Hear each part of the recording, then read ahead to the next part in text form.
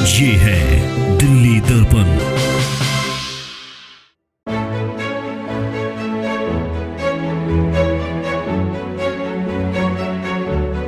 आज हम याद कर रहे हैं खयाम साहब और जगजीत कौर जी। हम सुकून इवेंट्स के कलाकार आपके बीच यहाँ आज मौजूद हैं लेजेंडरी म्यूजिक डायरेक्टर खयाम साहब की याद में कार्यक्रम के दौरान।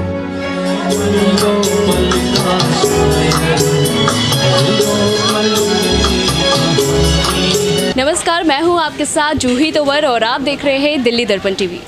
आपको बता दें कि इस वक्त मैं मौजूद हूँ रनवे मेट्रो वॉक रोहिणी पर। जी हाँ, जहाँ पर सुकून क्लब और दिल्ली दर्पण टीवी के द्वारा आज खयाम साहब की पुण्यतिथि के अवसर पर आज खयाम साहब को याद किया जा रहा है। आपको बता दें कि इस वक्त मेरे साथ मौजूद हैं सुकून क्लब के डायरेक्टर हरीश नादान जी।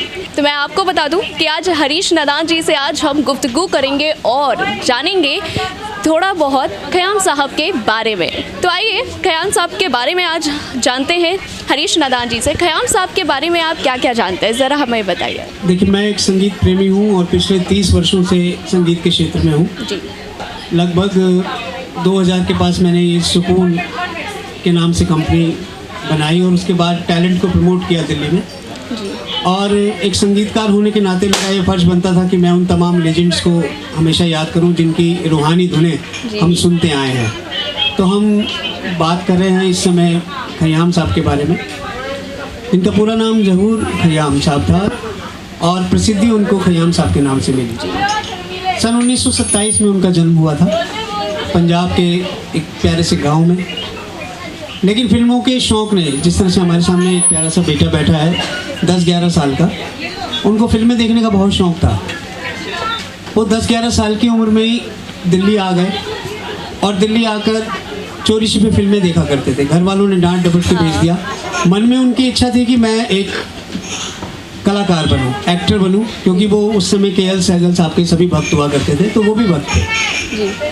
और यही उनको खींचते हुए मुंबई ले गए। 5 साल तक दिल्ली में शिक्षा ली उन्होंने और शिक्षा लेने के बाद वो मुंबई चले गए और मुंबई जाकर उन्होंने हाथ पैर मारने शुरू कर दिए। 1954 में उनको एक चांस मिला। फिल्म का नाम था हीर रांझा। शर्मा जी वर्मा जी के नाम से उन्होंने एक जोड़ी के रूप में कार्य किया, लेकिन वो फ्लॉप हो गई और उन्होंने अपना नाम फुटपाथ, एक फिल्म आई थी, आपने अगर मेरे बैठे हैं यहाँ पर गुणीजन, फुटपाथ के नाम से, तो उस फिल्म के माध्यम से उन्होंने नाम अपना खयाम के नाम से शुरू किया।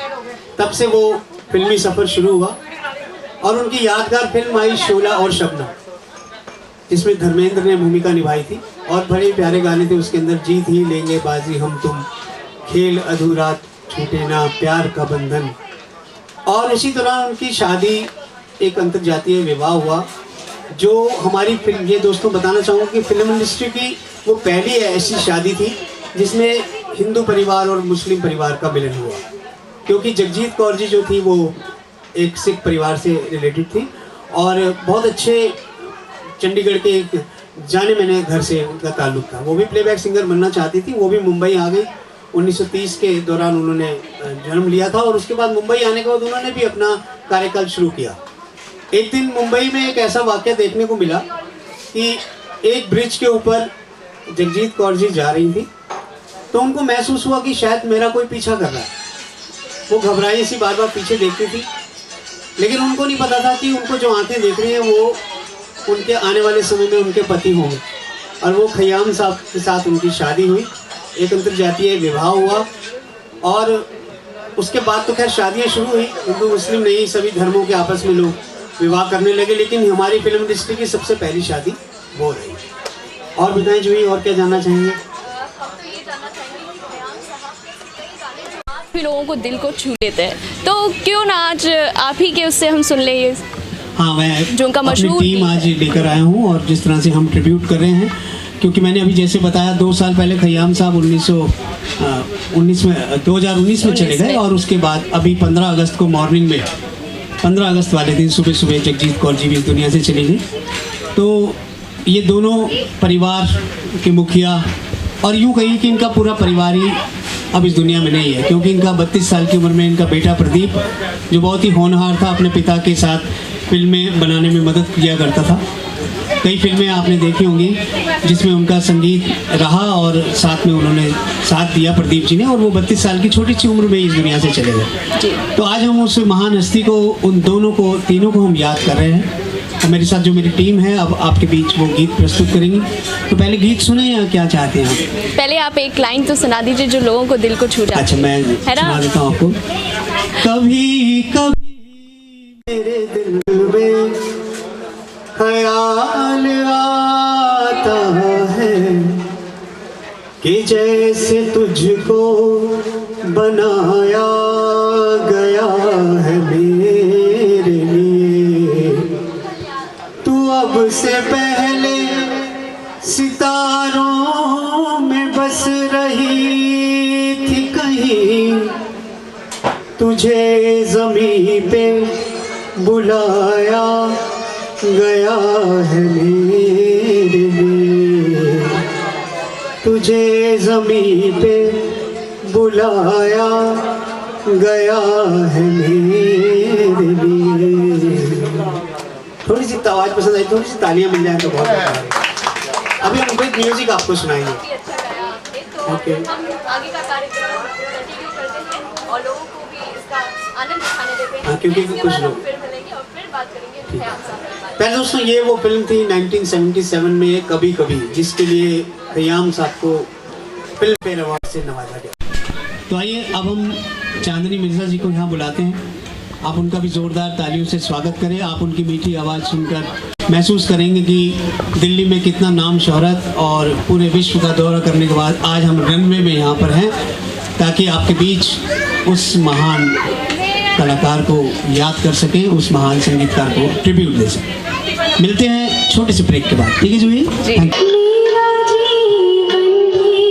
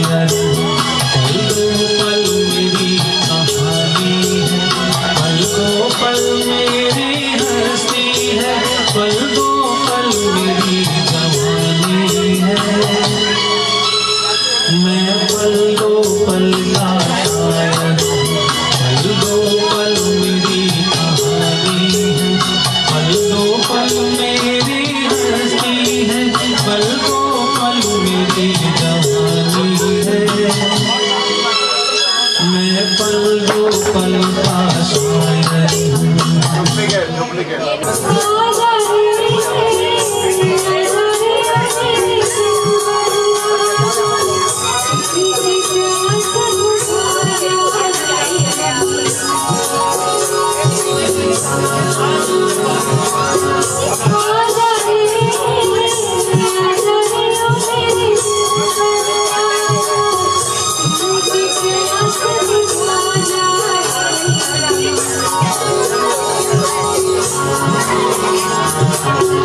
आजा रे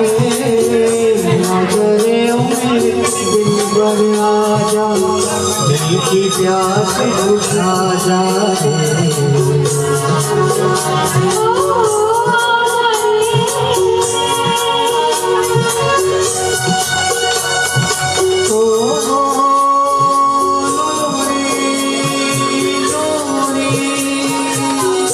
तो ये किस्सा हम आपको एक सुनाते हैं। फिल्म उमराव जान, जिसके डायरेक्टर थे मुजफ्फर अली साहब।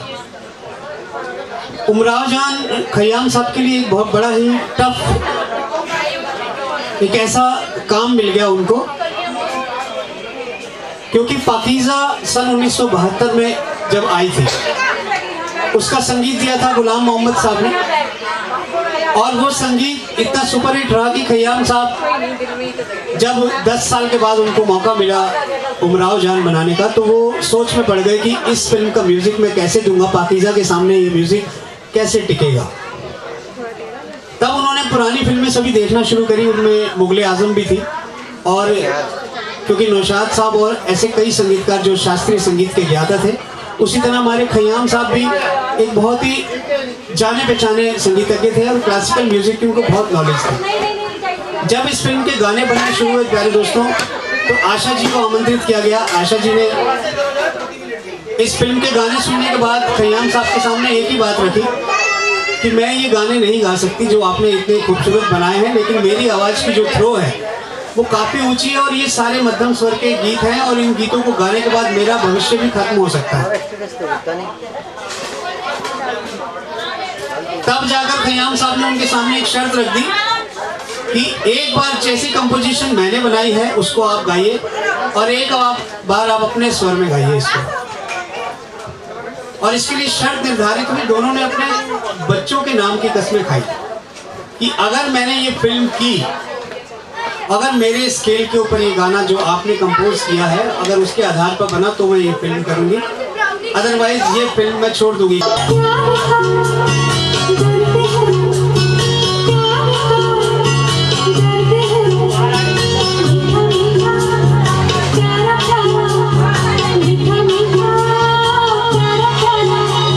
ये हंसी दर्द ही, ये हंसी दर्द ही, दो दिलों का है सहारा, दो दिलों का है सहारा।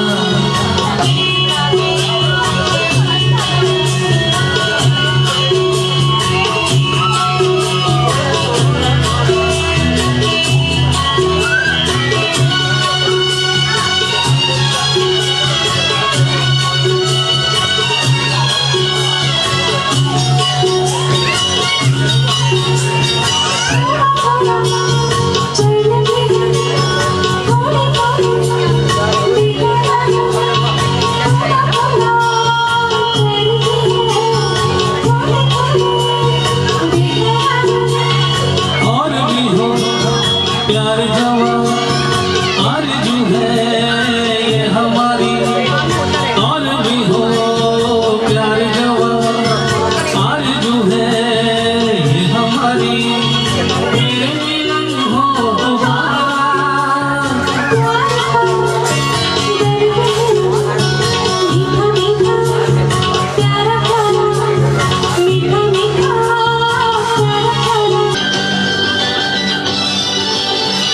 हर तरफ हुस्न है, जवानी है, आज की रात क्या सुहानी है। रेशमी जिस्म, हाँ रेशमी जिस्म थरथराते हैं, मरमरी ख्वाब जगमगाते हैं।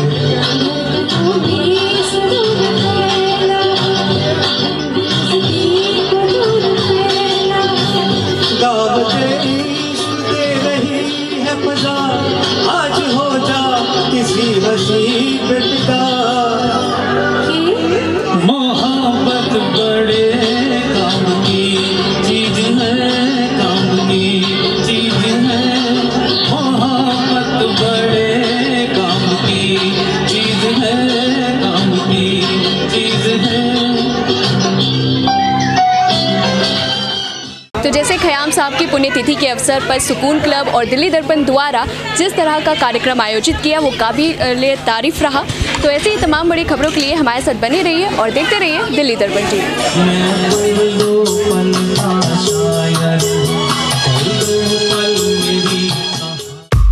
लेटेस्ट खबरों के लिए सब्सक्राइब करें हमारा YouTube चैनल या फिर लॉग ऑन करें www.delhidarpantv.com। खबरों की कवरेज और विज्ञापनों के लिए संपर्क करें इस नंबर पर।